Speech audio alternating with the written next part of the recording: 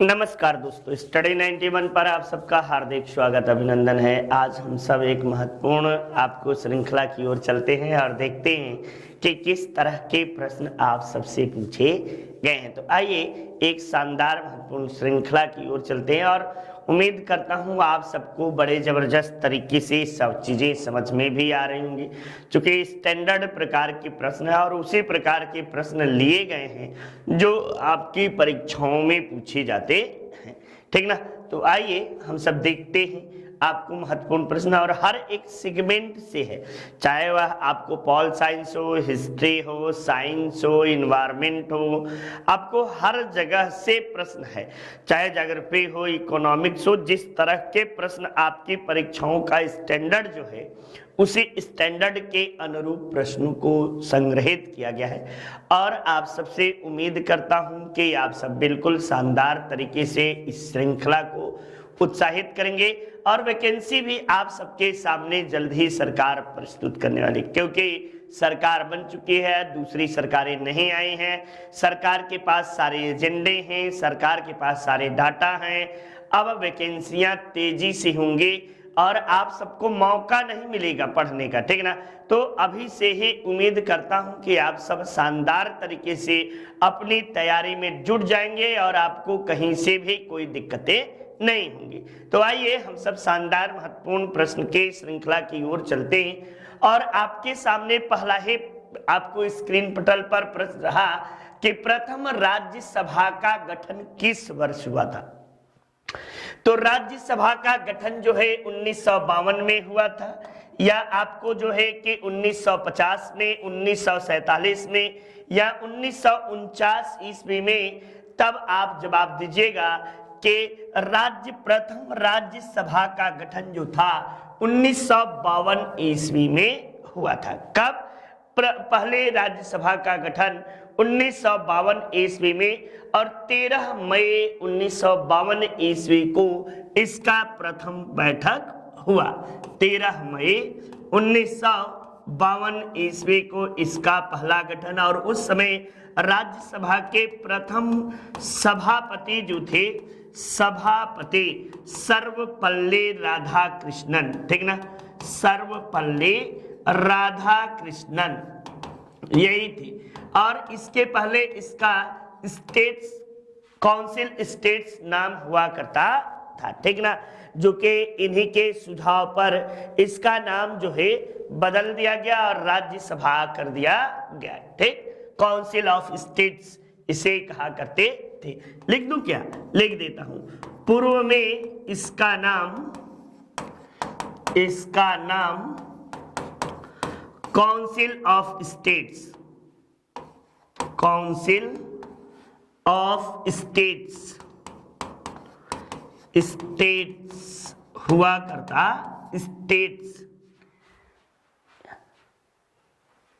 States नहीं, states, states हलंत होगा, states हुआ करता था। तो ये आपको जो है कि महत्वपूर्ण बातें हुई। चलिए, नीलम संजीवा रेड्डी के कार्यकाल के बाद भारत के राष्ट्रपति कौन हुए, ठीक ना। कौन बनी थे? फारूक अली अहमद, वराहगिरी वेंकटगिरी, या ज्ञानी जैल सिंह, या आपको मोहम्मद हिदायतुल्लाह।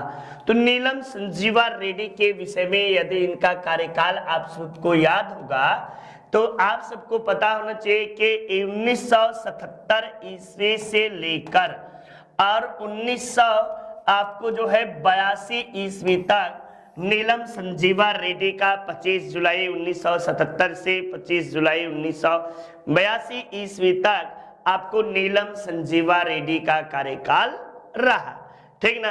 1900 भैया 1700 नहीं, 1982 तक कार्यकाल रहा। वही इनके बाद जो है ज्ञानी जैल सिंह भारत के राष्ट्रपति बने थे, और ज्ञानी जैल सिंह का कार्यकाल जो है 1982 ईस्वी से 1987 ईस्वी तक इनका कार्यकाल माना जाता है। ज्ञानी जैल सिंह से संबंधित आपको इन्हीं के समय में इंदिरा गांधी की हत्या हुई थी। क्या क्या हुआ था? इंदिरा गांधी की हत्या, ठीक ना। गांधी की हत्या इन्हीं के समय, इन्हीं के समय ऑपरेशन ब्लू स्टार चला था, ऑपरेशन ब्लू स्टार, ठीक ना, ब्लू स्टार चला था। इनके द्वारा ये प्रथम राष्ट्रपति हैं जिन्होंने जेबी वीटो का प्रयोग किया। प्रथम राष्ट्रपति जिन्होंने जेबी वीटो का प्रयोग किया, जेबी वीटो का प्रयोग किया या पॉकेट वीटो का प्रयोग करने वाले ये प्रथम राष्ट्रपति हैं। साथ साथ ही आपको जो है सिख राष्ट्रपति यानी सिख धर्म से बिलोंग करने वाले ये प्रथम राष्ट्रपति हैं। तो ज्ञानी जैल सिंह से संबंधित ये महत्वपूर्ण बातें आप सबके लिए हुई। ठीक, चलिए नेक्स्ट देखते हैं हम सब अगले प्रश्न की। क्या आप सबको प्रश्न सही तरीके से समझ में आ रहे हैं? नहीं आ रहे होंगे, उम्मीद कर रहा हूं कि आप सभी लोगों को, जितने लोग स्क्रीन पटल पर दिख रहे हैं मेरे सामने, सभी को सारी बातें समझ में आ रही होंगी। तो एकदम जबरदस्त तरीके से प्रश्न को करिए और चीजों को देखिए, आप सबके सुनहरे भविष्य के लिए है। और उम्मीद करता हूं कि हर एक विद्यार्थी को जितनी श्रृंखला कराऊंगा, इस श्रृंखला से बाहर आप सबके लिए प्रश्न नहीं पूछे जाएंगे, यही आप हमसे उम्मीद रखिए और हम भी आपसे यही उम्मीद रखते हैं। देखिए, पहली बार लोकसभा को निम्न में से किस प्रधानमंत्री ने भंग किया था? श्री वीपी सिंह के द्वारा, श्री राजीव गांधी जी के द्वारा, श्री चंद्रशेखर जी के द्वारा या श्रीमती गांधी जी के द्वारा, इंदिरा गांधी जी के द्वारा? जल्दी से फटाफट आप सबका जवाब आना चाहिए। जल्दी से जवाब दीजिए सभी लोग, शानदार तरीके से। एकदम उम्मीद करता हूं कि जवाब सभी लोगों का सही रहेगा, लेकिन नहीं भैया, कुछ लोग तो गलत जवाब दे रहे हैं, कुछ लोगों का जवाब बिल्कुल सही है, ठीक ना। तो आपसे उम्मीद यही है कि आप सही जवाब दें और इस तरह के प्रश्नों को यदि गलत करेंगे तो बड़ी दिक्कतें आ जाएंगी। सर्वप्रथम आपको श्रीमती इंदिरा गांधी आपको जो है कि यही थी जो कि लोकसभा को भंग की थी और इनके द्वारा 1970 ईस्वी में लोकसभा को भंग किया गया था। ये देश की प्रथम प्रधानमंत्री हैं, आपको प्रथम प्रधानमंत्री, ठीक ना, प्रधानमंत्री भी मानी जाती है श्रीमती गांधी जी। उसके साथ साथ आपको देश की प्रथम महिला प्रधानमंत्री के साथ साथ ये प्रथम महिला वित्त मंत्री के रूप में भी इन्होंने प्रधानमंत्री और वित्त मंत्री दोनों का पद ये धारण किए हुए थी, ठीक ना। तो ये श्रीमती गांधी के द्वारा आपको जो है कि इन्हीं के द्वारा कई महत्वपूर्ण कार्य किए जाते हैं। जैसे आप देखते हैं 42वां संविधान संशोधन 1976 ईस्वी में ये कार्यकाल बढ़ा लेते हैं और प्रधानमंत्री के रूप में 6 वर्ष तक शासन करने वाले एकमात्र प्रधानमंत्री श्रीमती इंदिरा गांधी जी रहती हैं, ठीक ना।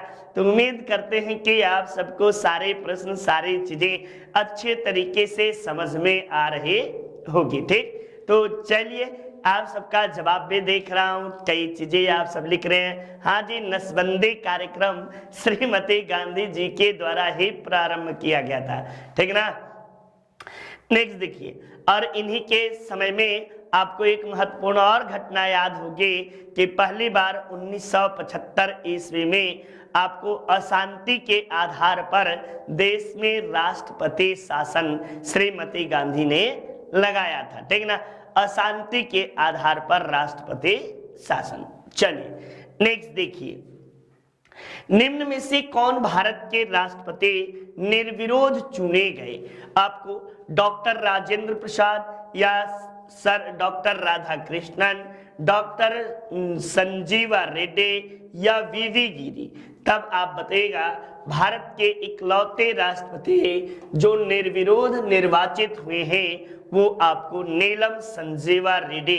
भारतीय इतिहास में, भारत के राष्ट्रपति के इतिहास में नीलम संजीवा रेड्डी आपको एकमात्र ऐसे व्यक्ति हैं जो कि निर्विरोध निर्वाचित हुए हैं। नीलम संजीवा रेड्डी, इनका निर्वाचन जो है कार्यकाल यदि देखा जाए तो 25 जुलाई 1977 से लेकर 1982 ईस्वी तक इनका कार्यकाल रहता है। साथ साथ ही इनके साथ प्रथम गैर कांग्रेसी प्रधान राष्ट्रपति, प्रथम गैर कांग्रेसी आपको राष्ट्रपति भी पहले बनने वाले यही हैं। और जनता पार्टी के कहने पर ये चुनाव लड़ते हैं मोरारजी देसाई जी के उस समय केंद्र में सरकार रहते हैं। साथ साथ ही आपको बता दूं कि इनके साथ प्रथम लोकसभा के अध्यक्ष जो कि राष्ट्रपति बने, ठीक ना, एकमात्र लोकसभा अध्यक्ष, ऐसे कर लो, एकमात्र लोकसभा अध्यक्ष जो राष्ट्रपति बने ये। और इन्हीं के समय आपको 44वां संविधान संशोधन, ठीक ना, 44वां संविधान संशोधन इन्हीं के समय आया। संशोधन 1978 ईस्वी में आपको जो है पारित हुआ। साथ साथ ही आप महत्वपूर्ण बातों में और अनवरत योजना, ठीक ना, योजना यानी रोलिंग प्लान भी इन्हीं के समय में आपको आया था। तो ये राष्ट्रपति ऐसे राष्ट्रपति थे जिनके समय के महत्वपूर्ण कार्य हुए। चलिए नेक्स्ट अगले प्रश्न की ओर। तो ये हमारे नितिन सर के द्वारा शानदार तरीके से इंडिविजुअल आपको हिंदी पढ़ाया गया है। आप इसे परचेज कर सकते हैं और आपके सुनहरे भविष्य के लिए ये बड़ा ही महत्वपूर्ण है, ठीक ना।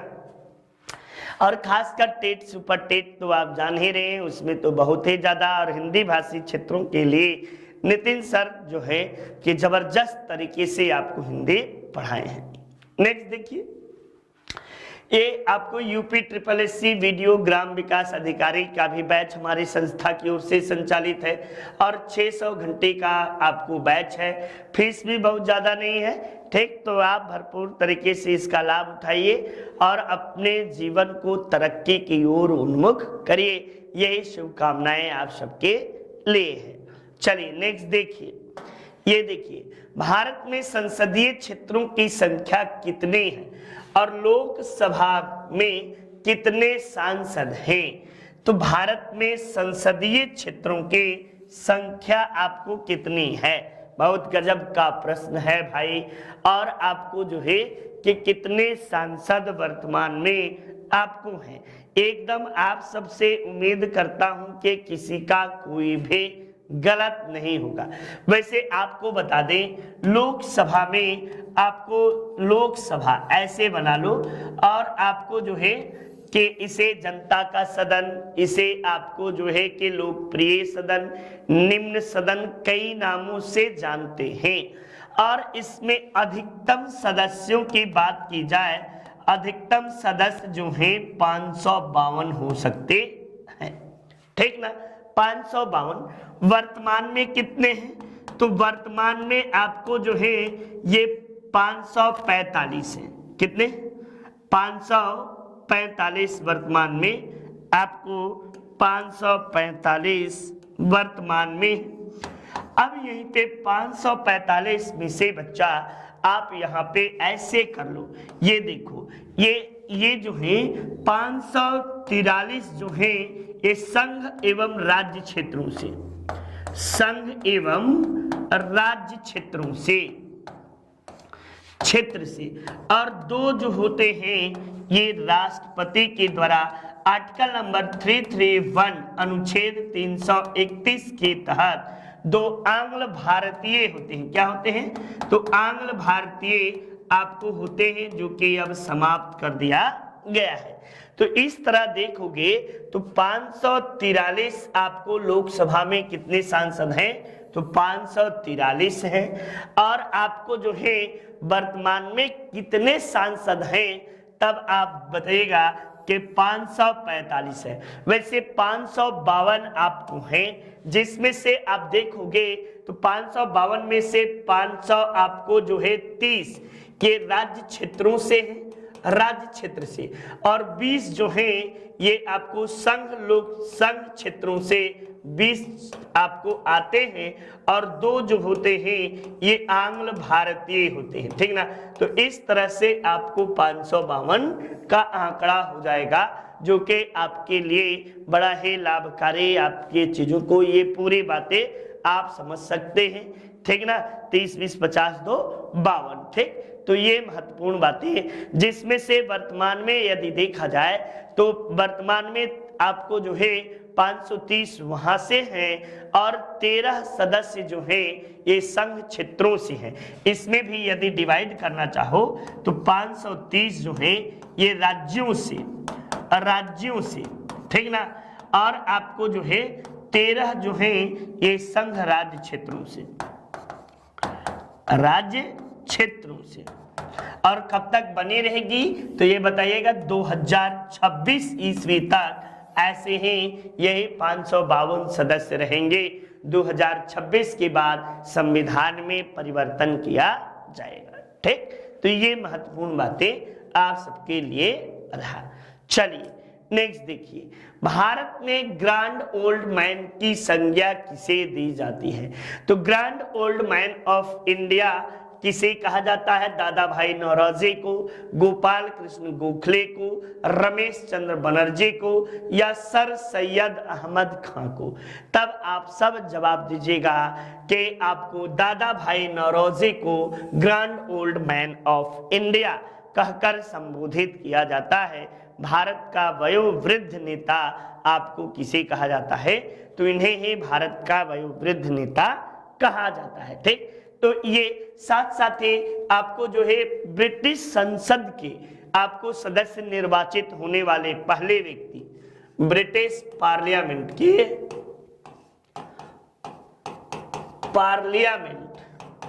के निर्वाचित होने वाले प्रथम भारतीय, साथ साथ ही आपको धन के बहिर्गमन सिद्धांत को देने वाले पहले व्यक्ति, ठीक ना, धन के निष्कासन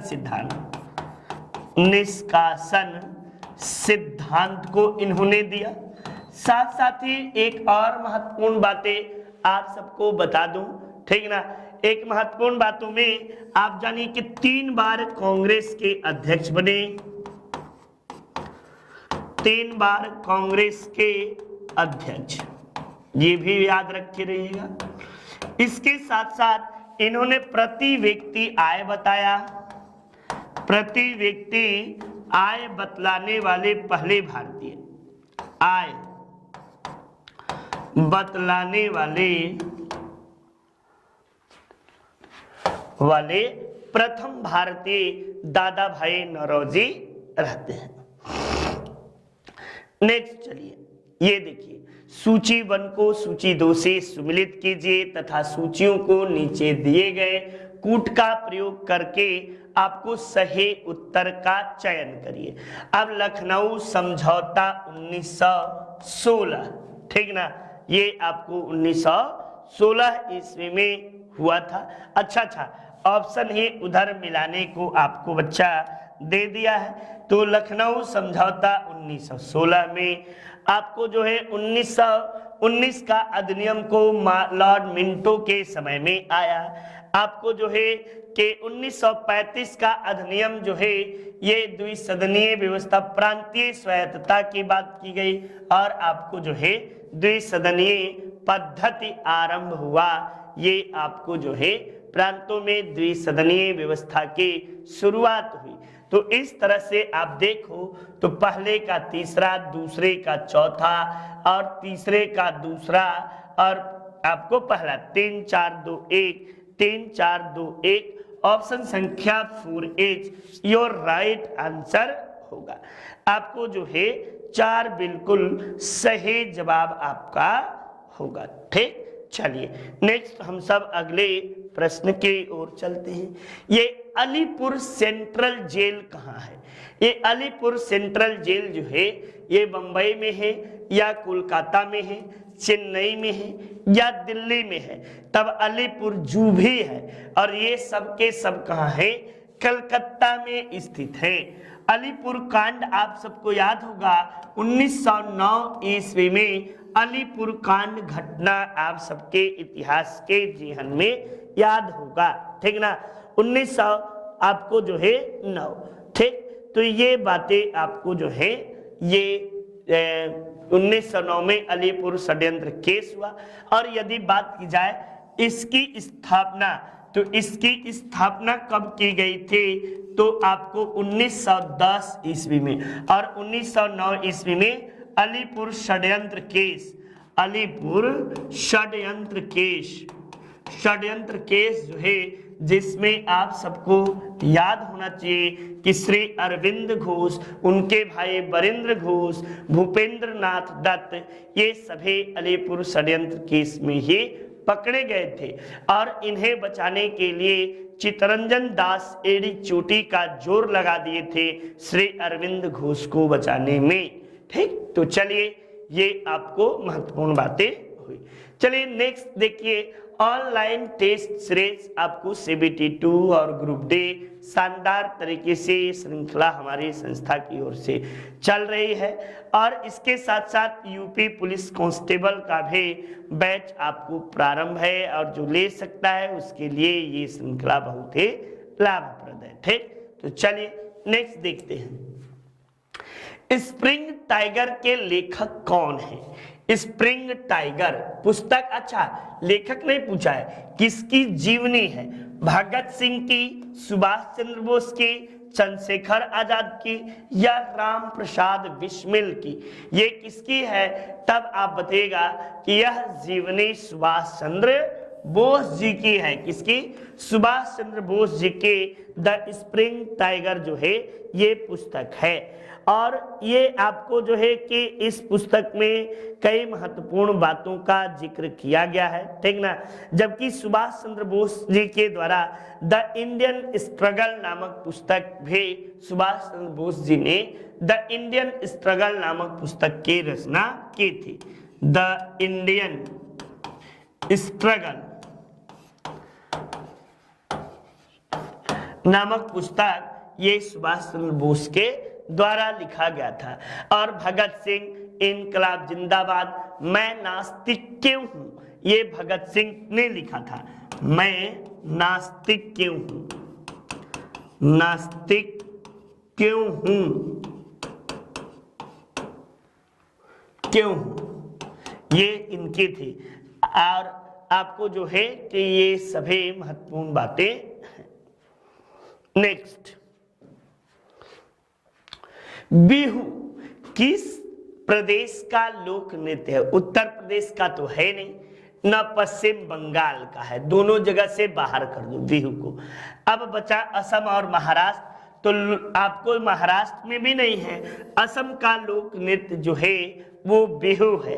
और यह आपको कब मनाया जाता है? तो त्योहार, ये त्योहार जो है पारंपरिक कपड़ों में, आपको जो है नए फसल के उत्सव में आपको पुरुष और युवतियां दोनों एक साथ मिलकर इस उत्सव का आयोजन करते हैं और मनाते हैं। और स्त्री और पुरुष दोनों ही आपको इसमें नृत्य करते हैं। साथ ही साथ आपको लोकगीत का भी गायन किया जाता है। तो ये महत्वपूर्ण बातें आप सबके लिए, आप सबके सुनहरे भविष्य के लिए चीजें हम सबके द्वारा दी जाती हैं। नेक्स्ट देखो भाई, ये लोसांग एक उत्सव है जो मनाया जाता है तिब्बत क्षेत्र में, अरुणाचल प्रदेश में, सिक्किम में या केरल में। तो लेह लद्दाख और तिब्बत के क्षेत्र में ये लोसांग एक उत्सव आपको मनाया जाता है, ठीक ना। तो ये आपको अरुणाचल प्रदेश में या सिक्किम में या केरल में, तो ये कई बार लोसांग जो है आजकल नया चीजें देखने को मिल रहा है। तो ये लोसांग उत्सव जो यहाँ पर दिया है, यहाँ पे चूंकि लद्दाख दिया नहीं ऑप्शन में, तब आप जवाब देंगे हिमालयन क्षेत्र सिक्किम में लोसांग त्योहार मनाया जाता है। कहाँ पे? सिक्किम। सिक्किम राज्य में आपको लोसांग त्योहार मनाया जाता है। लेप्चा समुदाय द्वारा यह प्रत्येक वर्ष दिसंबर माह में मनाया जाता है। ठीक ना, वहां का सिक्किम का एक लेप्चा समुदाय द्वारा प्रति वर्ष दिसंबर महीने में, आपको दिसंबर में इसका आयोजन जो है लोसांग त्योहार का आयोजन किया जाता है। ठीक, चलिए नेक्स्ट देखिए, ये निम्न में से किसे दक्षिण गंगोत्री के नाम से जाना जाता है? ये वेरी वेरी इंपॉर्टेंट प्रश्न कर लीजिएगा, वीवीआई प्रश्न। ठीक ना, दक्षिणी गंगोत्री जो है ये आपको फंसाने के लिए प्रश्न इस तरह के पूछे जाते हैं। ये कावेरी नदी का उद्गम है, या वह स्थान जहां से पेरियार उत्तर की तरफ बहते हैं, या भारत का प्रथम अटलांटिक का शोध केंद्र है, या केरल में रॉकेट छोड़ने का आपको केंद्र है। तब बताइएगा कि यह जो है ये आपको 1988-89 ईस्वी में आपकी इसकी स्थापना की गई थी, और यह भारत का प्रमुख वैज्ञानिक शोध संस्थान माना जाता है, जो कि आपको जो है कि जो है कि केरल में आपको अंटार्कटिका में आपको यह स्थित है। तब इस देखिए कि ये आपको जो है अंटार्कटिका में भारत का शोध संस्थान है, जिसे हम दक्षिणी गंगोत्री के नाम से जानते हैं। ठीक ना, ये आपको जो है कि दक्षिणी गंगोत्री 83-84, मैंने आपको डेट गलत बता दिया, ये मेरे ब्रेन में 83-84 कहां से चला भाई, 83-84 में ये आपको, वैसे आप सबको बता दूं कि भारत का 3 आपको जो है ये आपको अंटार्कटिका में शोध केंद्र स्थापित है। ठीक ना, जिसमें से पहला दक्षिणी गंगोत्री है, दूसरा मैत्री है, और तीसरा जो है ये भारती है। ठीक, तीसरा ये जैसे दक्षिणी गंगोत्री का मैत्री और भारती, ठीक ना, भारती, ये 3 हैं। अब ये मैत्री है 1988-89 में मैत्री स्थापित किया गया था, और 2000 आपको जो है कि 2000 में ये आपको 2012 में भारती की स्थापना की गई है, 2012। ठीक, तो ये आपको अंटार्कटिका में भारत के 3 प्रमुख केंद्र जो हैं, ये दूसरा है और ये तीसरा कर लीजिएगा। ठीक ना, ये दूसरा तीसरा ये सभी भारत में अंटार्कटिका में स्थापित प्रमुख जो है रिसर्च सेंटर है। अब देखिए, राजस्व लेखपाल नया शानदार तरीके से प्रश्नों की श्रृंखला दी गई है।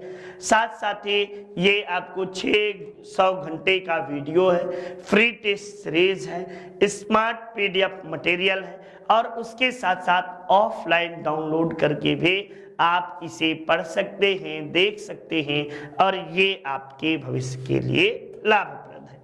नेक्स्ट, भारतीय हीरा संस्थान कहाँ स्थित है?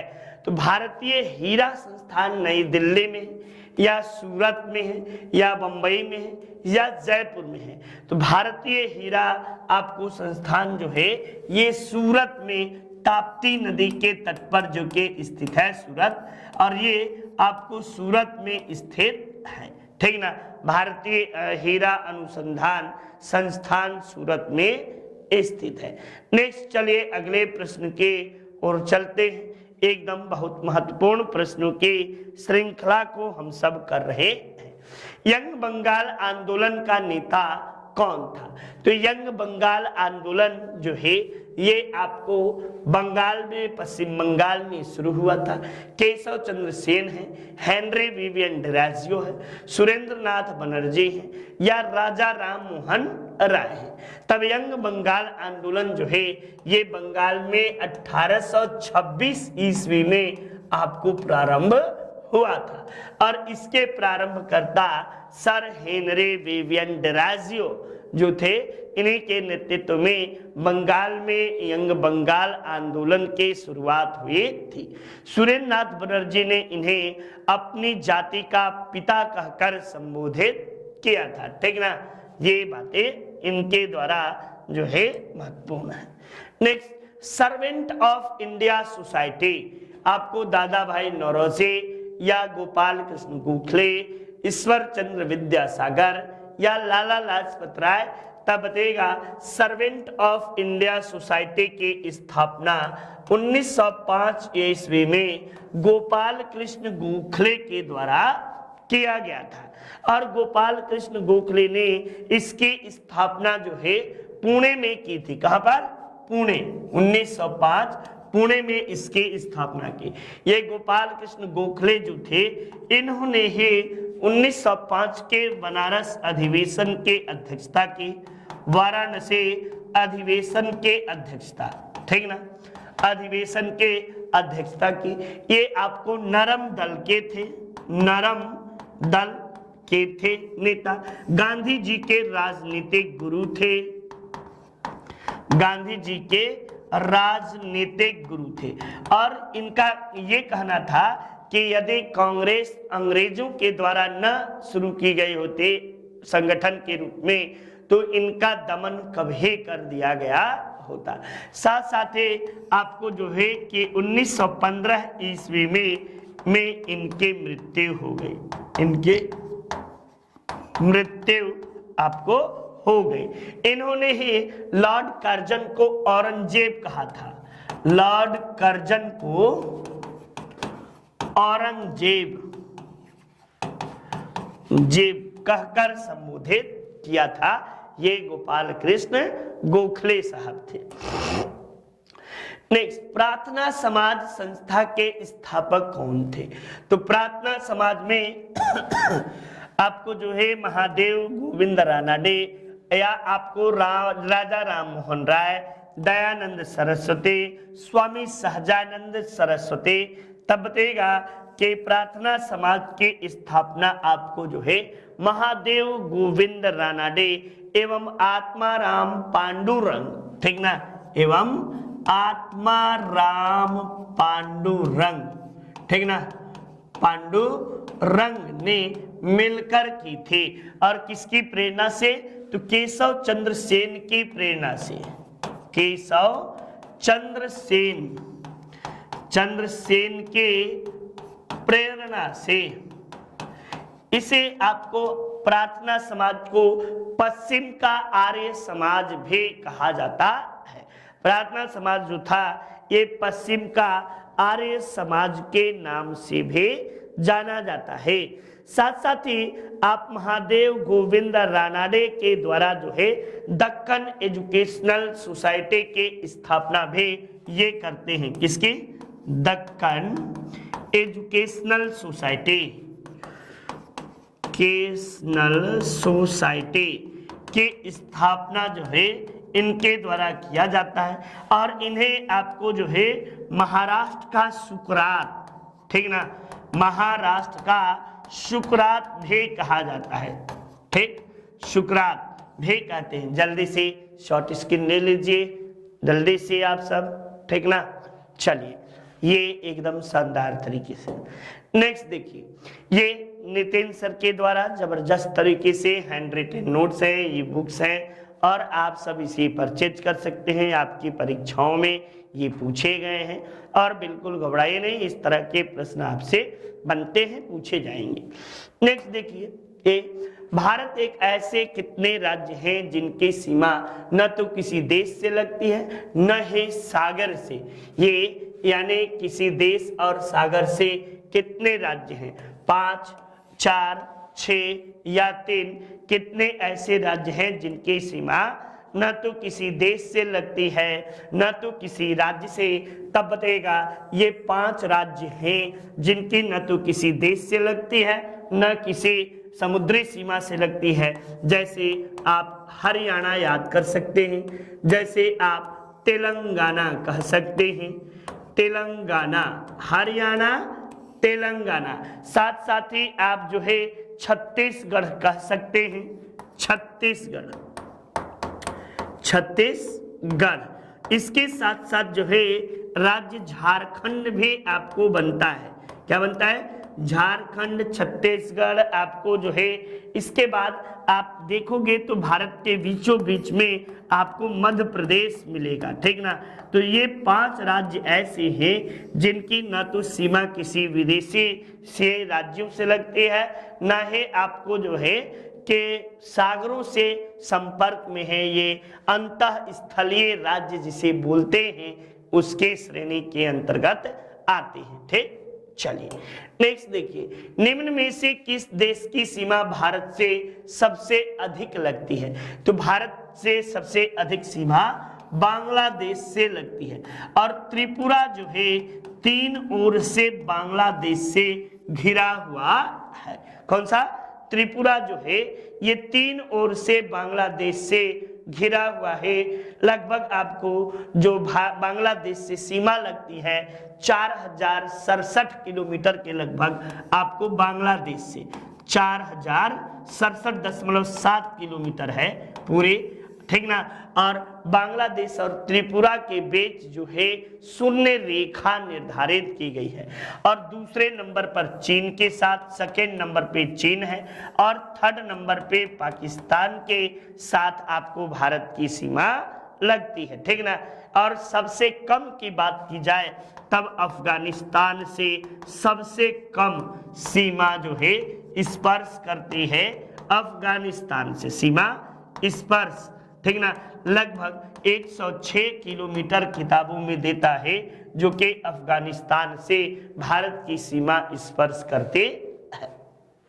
चलिए नेक्स्ट देखिए, डॉल्फिन को राष्ट्रीय जलीय जीव का दर्जा कब दिया गया? इसे गंगा डॉल्फिन, इसे ह्यूमन बीइंग के अंतर्गत आपको रखा गया है। 2004 में, 2006 में, 2009 में या 2011 में इसे कब दिया गया? तब बताइएगा कि 2009 ईस्वी में इसे जो है कि राष्ट्रीय जलीय जीव का दर्जा दिया गया, ठीक ना। 2009 में राष्ट्रीय जलीय जीव। और ये डॉल्फिन गंगा में, आपको ब्रह्मपुत्र में और नर्मदा नदी में ये डॉल्फिन पाई जाती है।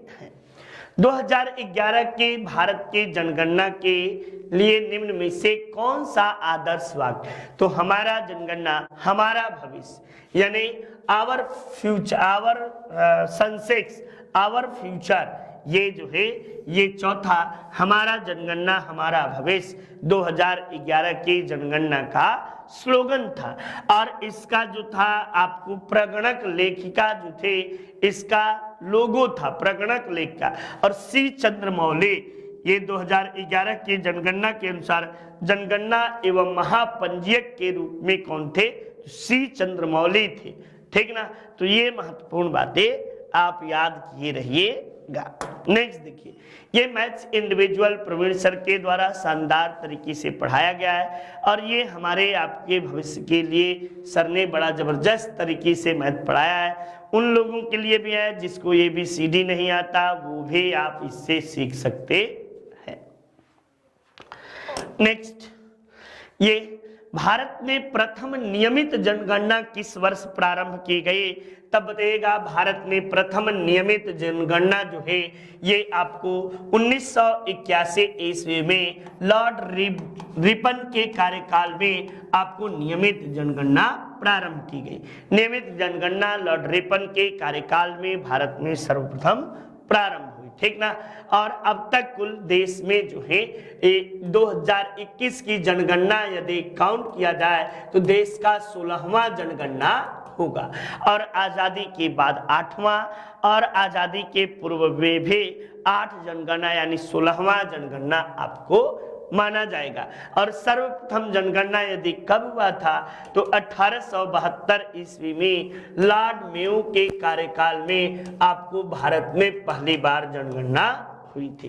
ठीक, चलिए नेक्स्ट, निम्न में से किस राज्य में 2011 के जनगणना में सबसे कम जनसंख्या घनत्व दर्ज किया गया?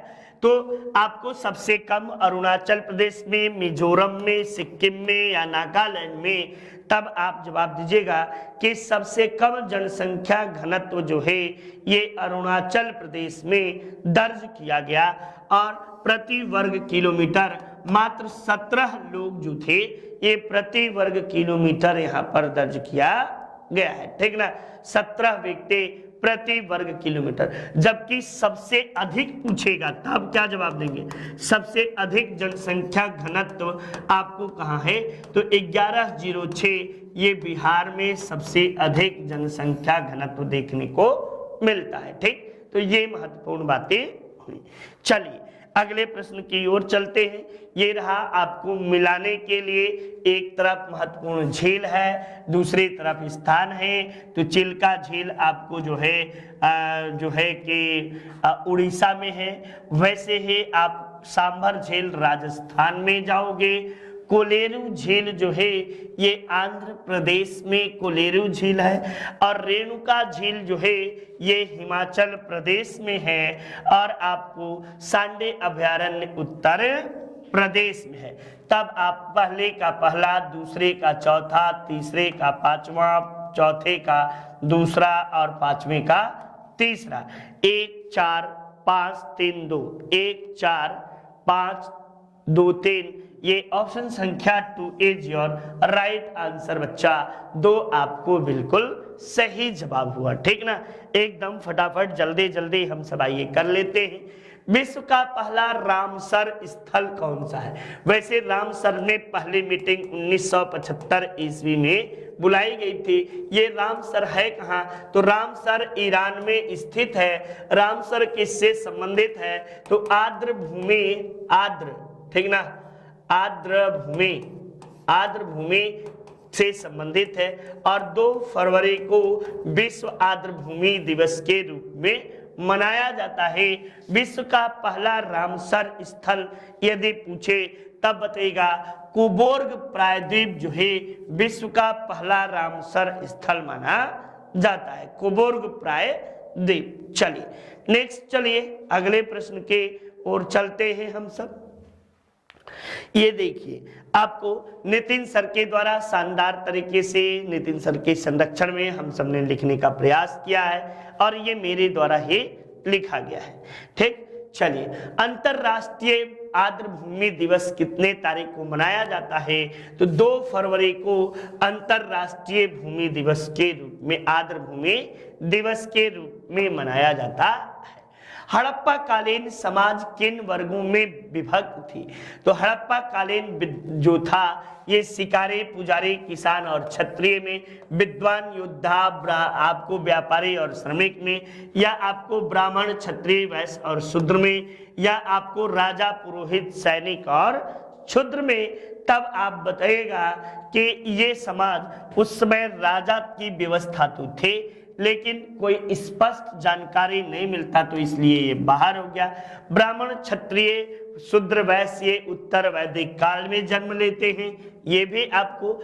अब बचाइए जो शिकारी, पुजारी, किसान और क्षत्रिय नहीं, शिकारी आपको पूर्व में थे, अब ये विद्वान, योद्धा, व्यापारी और श्रमिक 4 वर्गों में विभाजित देखने को मिलता है और यह विभाजन उनके आवासों के आधार पर पाए गए आवासीय साक्ष्य के आधार पर विद्वानों ने बताने का प्रयास किया है।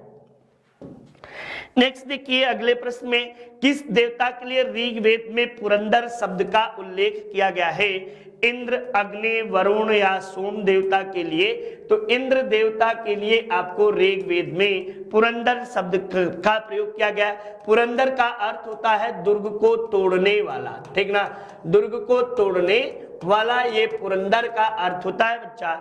और इंद्र का सबसे अधिक बार 250 बार किया गया है। इंद्र को वर्षा का देवता भी कहा गया है, वर्षा का देवता भी कहकर संबोधित किया गया है।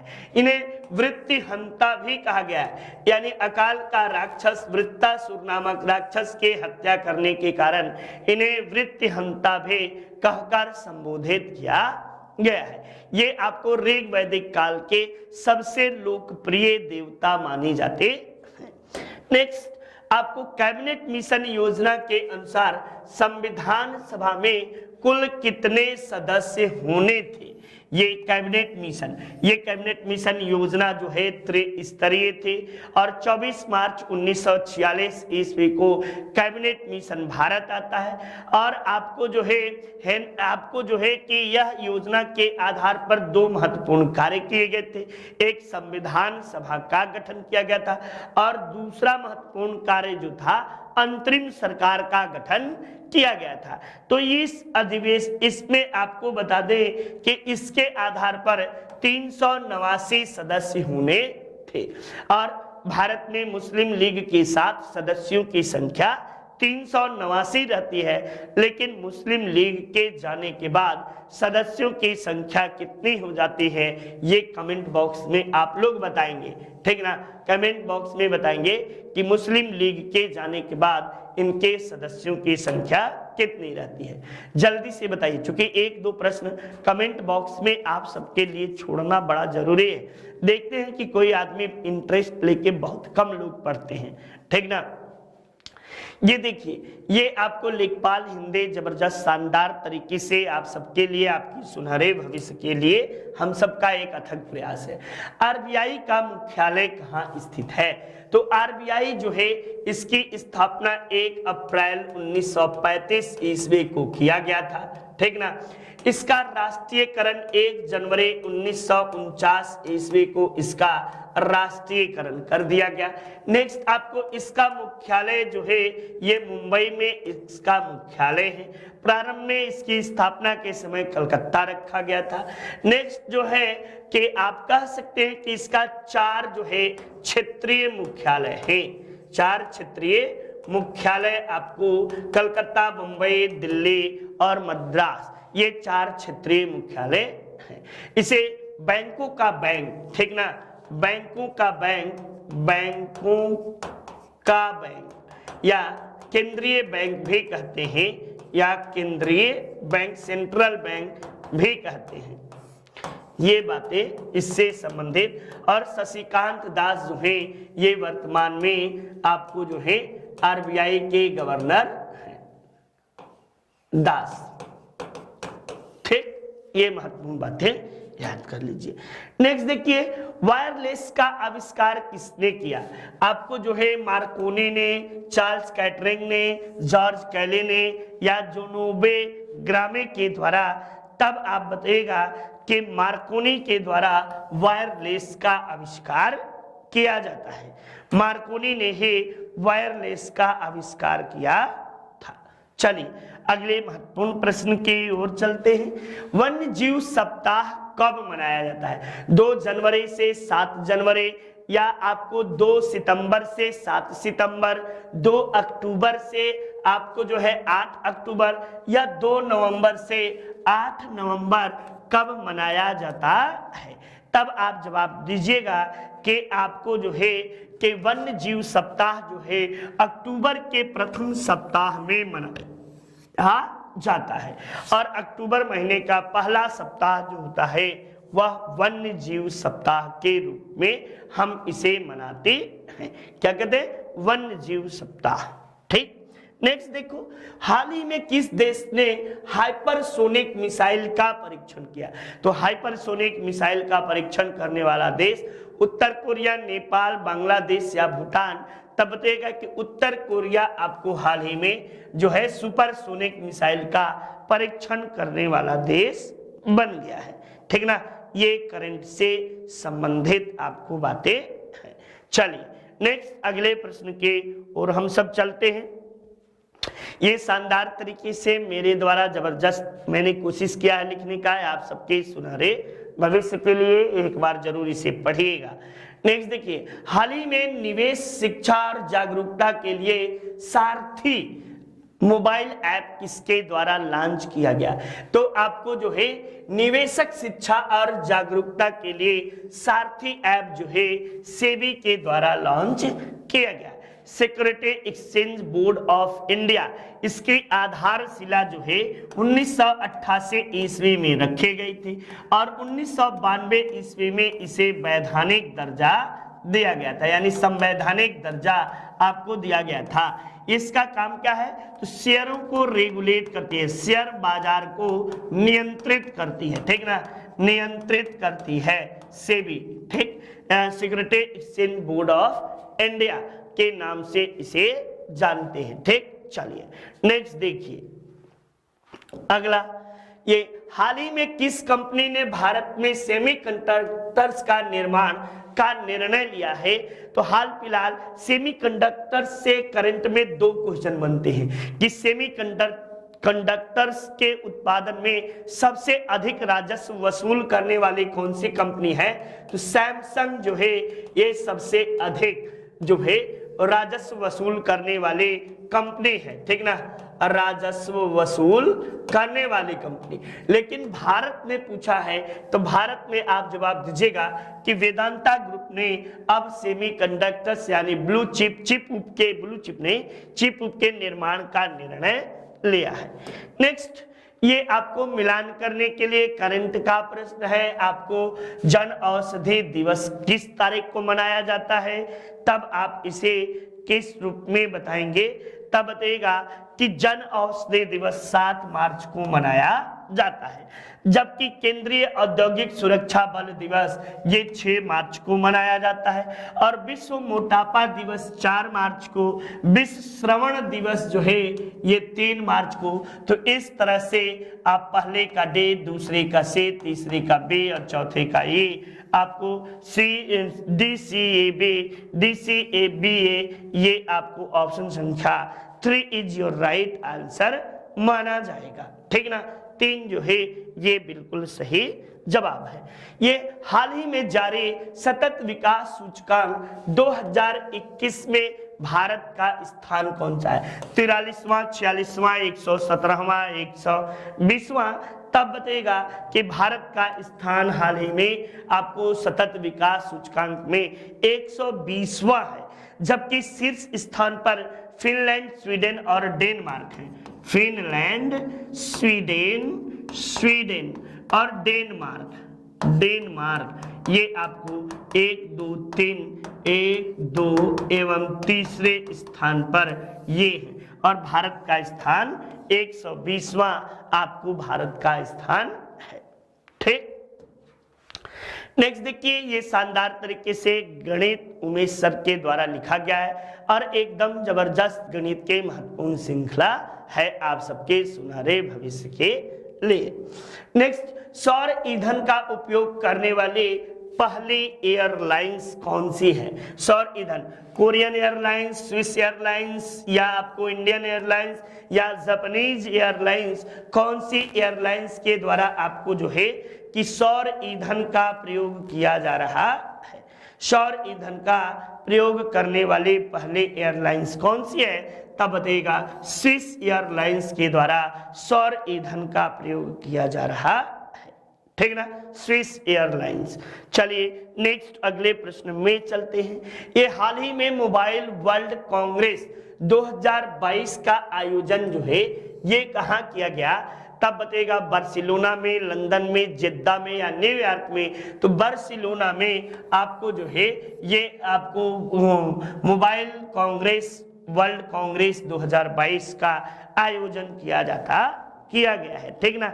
ये आपको जो है महत्वपूर्ण बातें हुई।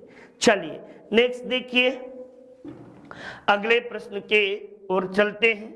ये हाल ही में भारत ने किस देश के साथ सिलनेक्स 2022 नौसेना अभ्यास?